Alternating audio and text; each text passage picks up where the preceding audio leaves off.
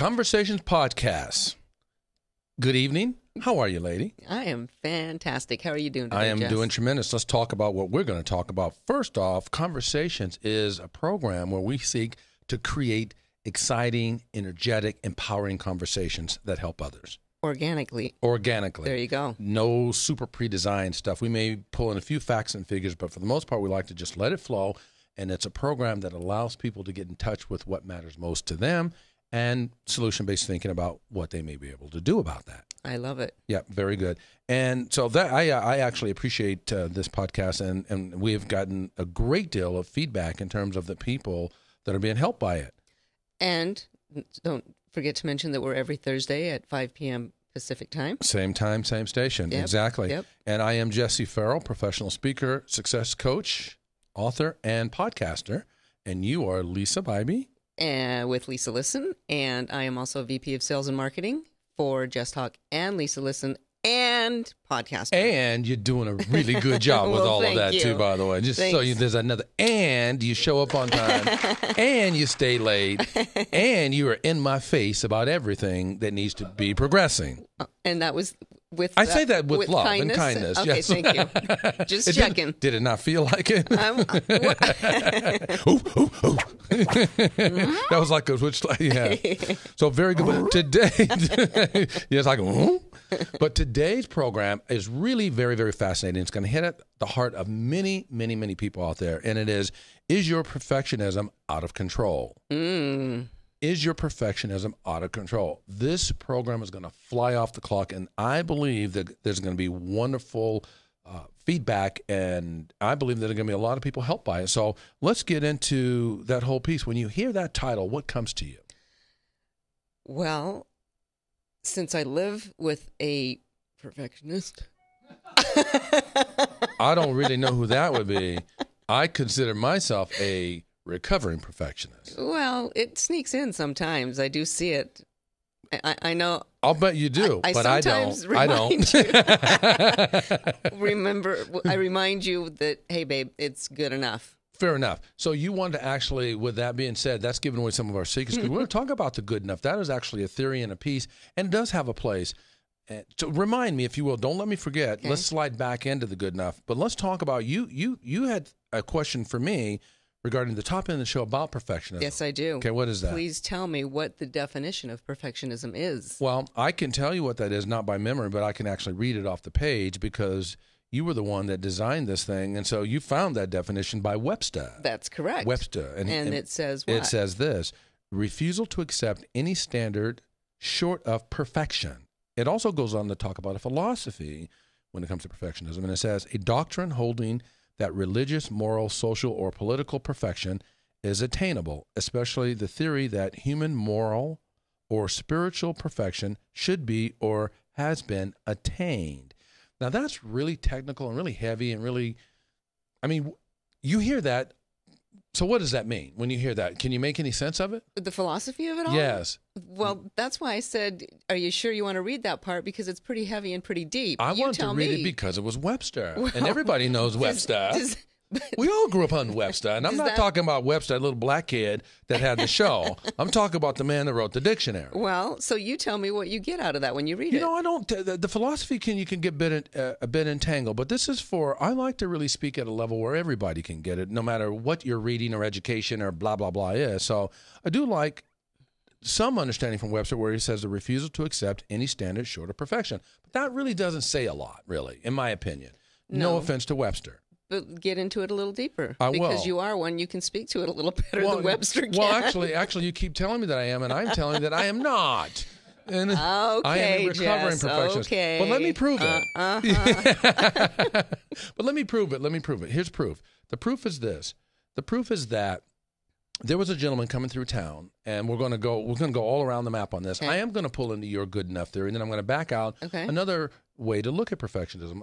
So I was actually working at Harrah's Entertainment at the time, and I was a marketing executive. That would have been 1997. And a gentleman came through town that 97, wow. I know, fair enough, but whatever. But that's okay. I actually had hair then, Oh, but okay. who cares? But at the time, I was working as a marketing executive, and this gentleman came to town. He was the brother of one of the marketing I was the director of marketing, and I had marketing executives underneath me, I should say. And one of the female, in fact, I'll tell you who it is. It was Jennifer Rivers. Jennifer Rivers, exceptional executive, one of the best I've seen in the industry. Her brother was coming through town. His name is Jeff, and he had watched me a bit, which I didn't know he was watching me. And he pulled me up and he says, "You know what?" He says, I think you might be a perfectionist. And I go, "What do you mean?" He says, "I've been watching you do things." He said, "I want to tell you about a theory called good enough." He said, "And it may change something for you." And he says, the theory of good enough is when you have a number of things you have to do, let's assume you have 20 things that you need to do. And if you seek to do all 20 of those things with the same level of perfection that I see you going after, you might likely finish nothing. Mm-hmm. He says, you might want to look at that list and you may want to take the top 3 or 4 or 5 and say, I'm going to apply some extra attention to these, but the remaining 15 or 16, what I'm going to do is I'm going to do my best, and whatever that is at the end of that best that I feel is good enough. And you said? I said, I did a Scooby-Doo. I really had never thought of him before, and I didn't realize that he was watching me. And so he says, I want you to take on the theory of good enough and see what that does to your life. So I decided to take it on. That was actually the first night of full sleep that I ever got by embracing the theory of good enough, because I used to create problems that hadn't happened, so like I could what have if, it was a what if scenario. I would create a what if this happens, what if that happens, what. And so when I created, I want the answer so that when it happened, I could be ready with the answer. I kind of had that issue going on. Yeah, it's painful, isn't it? Very. Yeah. So where does that get you? Because that's constant worry. Exactly. And then it starts showing up on your face, and you get lines, and for what? You get lines, you get your age shows. There's nothing wrong with aging, but age gracefully means to not worry about things like that. That perfectionism mentality was bringing me to my knees, actually, is what happened. Well, but they say 98% of the things you worry about never even come to fruition. Yeah, they say 98% of what most people worry about is interest paid on a debt you may never own. Exactly. Ooh, that's some deep stuff. Yeah. Come on now. Yeah. We went down on the river to get some of that. Well? But the theory of good enough gained me my first night of complete sleep. And you know what it taught me? What's that? I don't have to have all the answers. Mm-hmm. I just need to know where to find them. And where do you find them when you don't have them? You have friends, you have comrades, you have colleagues, you have bosses, you have superiors, meditation. You have clients. Meditation, thought, timing. There are a number of different arrays of places where you can gain the answers. But when you worry about being perfect, when you worry about having it all, when you worry about your image and what will they think of me, you think you're doing it on a standard basis of a quality-based decision. It's not a quality-based decision. It's not performance-based. Mm-hmm. It's other people focus, which leads us to Brene Brown. Brene Brown, we read the definition of Webster. And Brene Brown wrote the book The Gifts of Imperfection. Thank you. So Brene Brown wrote the book of The Gifts of Imperfection, and I read that book December of 2013. Okay. And it completely helped what I had already been working on in terms of shaking this perfectionism thing, but not really having tools and systems and processes to do it. In that one single reading, I got it all. Let me tell you what her definition. Yeah, I was going to say, what was the aha that made you go, oh, wow, She got made this. me see something that I didn't know was there. She says, well, God, I'm getting so excited about this. I don't know how to settle down, Jess. I don't know how to stop myself here. Let me sit up straight and tell you. Well, let me answer your question. What got me so excited was she identified something inside of me that I was living through that I didn't know that I was living through, called shame, blame. I did change and embarrassment and all guilt that. Part of that? Shame, blame, and guilt? It could be, but the guilt wasn't in there for me, but the shame was, but I didn't know it was shame. All right. And so let me read her definition. She says, so what is perfectionism? She says, perfectionism isn't the same thing as striving to be your best, which is what I thought I was doing. She says, perfectionism is the belief that if we live perfect, look perfect, and act perfect, we can minimize or avoid the pain and blame of shame and or judgment. I was blown away. First, I said, I'm not shameful about anything. at all. Yeah, and then Then I thought, well, wait a minute, think about it. So I went back into my mind as a young person, and I thought about my behavior as a young person, wanting to be the best basketball player, wanting to be the best student, wanting to be on the honor roll in the National Honor Society and speak Spanish. And, being the best artist and doing all these things. Why was I doing all that? Why were you? To fit in. Was it you wanted to be liked? I wanted to be like all the other boys and girls, but I wasn't like all the other boys and girls that I grew up with. Grew up in Northern Nevada, and I represented a very tiny population of people that look like me with my culture. Here I am trying to fit in another culture. They call that assimilation, by the way. Mm-hmm. And assimilation stress, acculturation stress, is when you seek to fit into an environment that's not native to you, and the predominant environment is controlled by others. What was it, 98% to 2%? I would probably say it was probably, that's a good question. I'd say the percentage of the people that looked like me was less than 1%. Wow. And so I thought I was doing that to be my best, but after reading Brené Brown and The Gifts of Imperfection, I realized I was doing that to try to fit in, to avoid the judgment and the blame. I didn't even know that. And then I went, holy smokes. And then she says, where perfectionism exists, shame is always lurking. Shame is the birthplace for perfectionism. Wow. That got me. What are your thoughts when you hear that? Well, I also think that if you have come from parents that are alcoholics, right, that you're constantly wanting attention and seeking approval and doing things. So I think also people that come from that type of a background tend to have perfectionism tendencies, right? Because they're always striving to get the attention that they never got, or they're never going to get. So they think, well, if I just bring home straight A's, right, I'm going to get their attention. And you keep striving and doing, and you never get the attention. Well said. Well, and listen, that was just my perspective. There are other people that are trying to fit in for different reasons. Maybe they come from, because birth order can have a lot to do with that too. Maybe they come from a big family and you're in the middle and you're trying to fit in, or maybe you're the baby and you have a big gap between your older brothers and sisters. Which is me. When you have all these grown-ups and you're the baby and you're trying to fit in, but you can't fit in, or you feel you can because there's such a broad gap. So there's a lot of reasons why people may be seeking to fit in. It may be from an educational perspective. It may be from a cultural perspective. It may be from, many reasons why people are trying to fit in. Anywhere where there are people that you want to be a part of. Religion. Yeah, it could be religion. And so this whole perfectionism thing can be debilitating. Mm-hmm. We walk around, the people that have perfectionism, carrying it like it's a 20-ton shield to protect us. Right. And Brené Brown says it's the very thing that keeps us from taking flight. Mm. What are your thoughts about that? That's like, wow. Yeah. Right? Perfectionism is other people focused. Huh. It's other people. What will they think of me? Right. And healthy striving is self-focus. And then you get into the femage. Fear of image. Which is, do I look good enough? Am I good enough? Am I dressed well enough? Am I 10, do I speak 20, well 30, enough? 40 pounds overweight? Right. What are they going to think of me? Or, your hair? Or, what about the people that are not overweight and see themselves as? Yeah. What about the people that have fine bodies and fine physiques, but some false limiting belief system that someone placed upon them are making them, or they are allowing themselves to feel less than, that they don't matter, that they don't fit in? What ends up happening? What happens is it stops people from dreaming.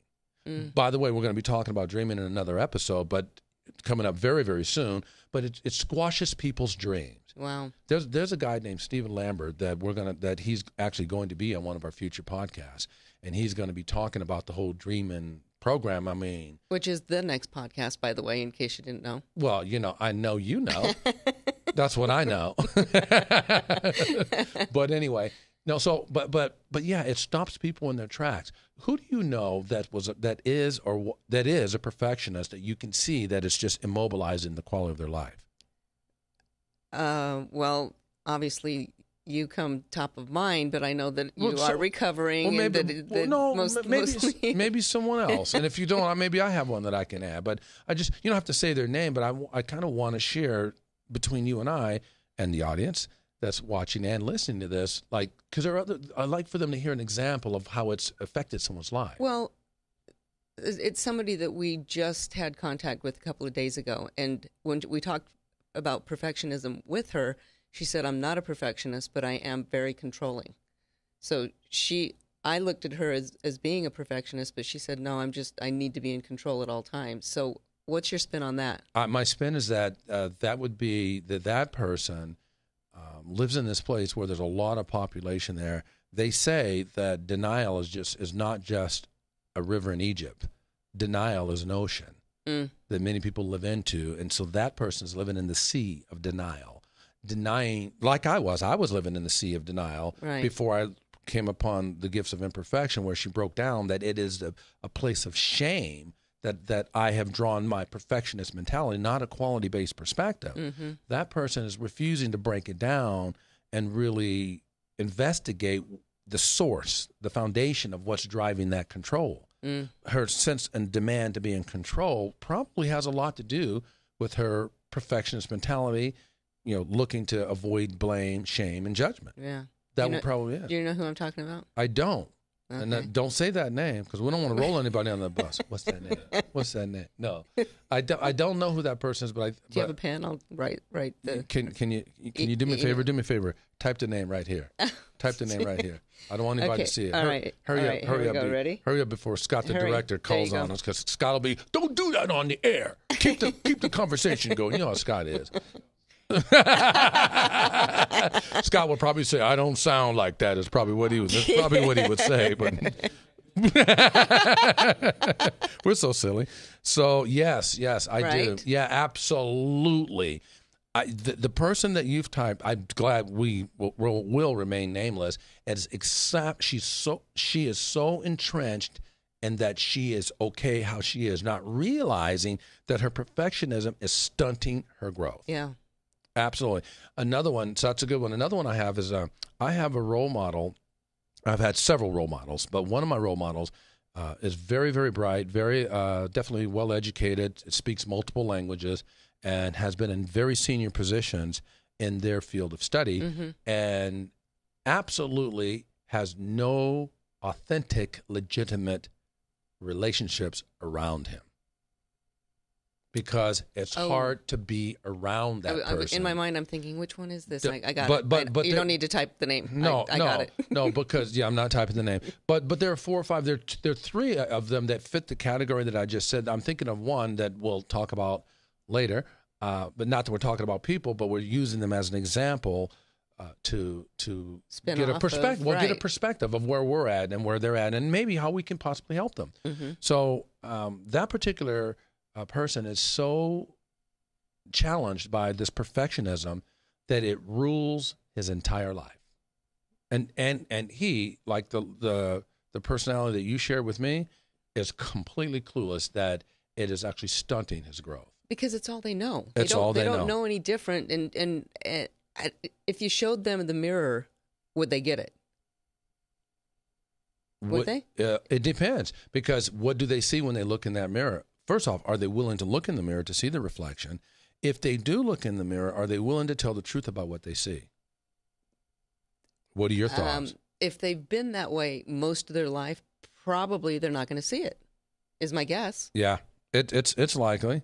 It's likely. I believe that when people learn simple concepts like the good enough theory, it offers an avenue for recovery. It offers an avenue to put it down. Mm-hmm. It's when you say to someone, why don't you just let that go, or don't even think about it? Well, that's like saying, don't think about this rhinoceros that's in the room. That's all you're going to think about. Yeah. But if you help them to realize they can just simply put it down, which is to also suggest they could pick it back up if they want to, that's not the same thing as saying, why don't you forget about it? Or have you ever heard someone say, why don't you just get over it? We need tools, systems, and processes to help us work through matters. Yeah. We need the power of relationship and building relationship equity with people that matter, so that we can move to higher places. What are your thoughts about that? Without a doubt. And I just had a thought, and it just blew right out my other ear or something. Imuntu, ingamutu, ingabantu. That's what you were thinking. South African proverb, people are people because of others. Yes. So we do need one another. This thing to feel like you need someone sometimes can make people feel less than, but we all need one another.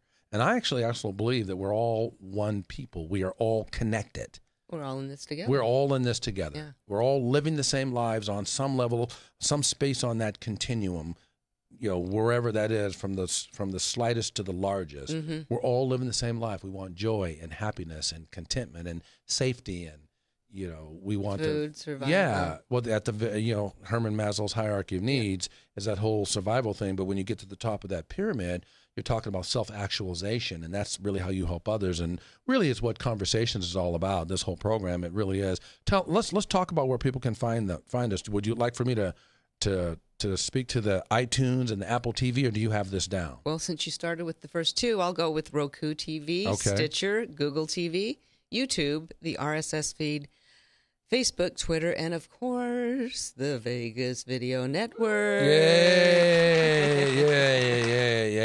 Those are all the places where people can find us live. They can find us online at jesttalk.com. Yes. JESSTALK.com. Or 702-541-6992. Absolutely, where we run a professional speaking, executive coaching, life coaching, success coaching. That's one of the pillars.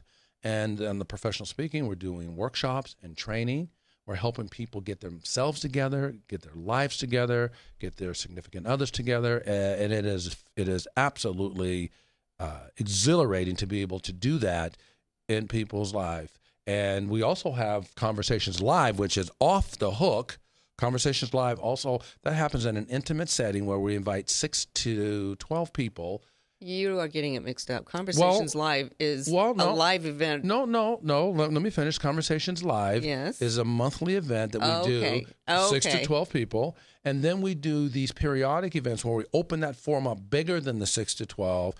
Conversations Live is a special invitation into a special circumstance where we do that. And then the Conversations Live that you're talking about, Cocktails and Conversations, that's one of our events where we're inviting the masses for a very small entry fee. In fact, our next one is December 10th at the Crepe in Tivoli Village. Why don't I change that to from December 9th? 6:30 Why don't I change that to December 9th? 6:30 to 8:30. Why? Where You did said I get to? I don't know where you where got did I get 10. that? And we don't even care. We're not judging. December, and wow. It's December 9th. And 9's my favorite number. Don't How did worry I blow about that? Listen, I'm not rolling the girl under the bus. It is December 9th at 6:30 for 2 hours. Yes. Right? And come by the Crepe. Agnes is fabulous, and there will be some libations and some great food. And that's in Tivoli. And the edutainment. Edutainment. So let me say really quickly who's coming up on the next podcast. That's actually going to be the Dream Master and the founder of Dreamin'.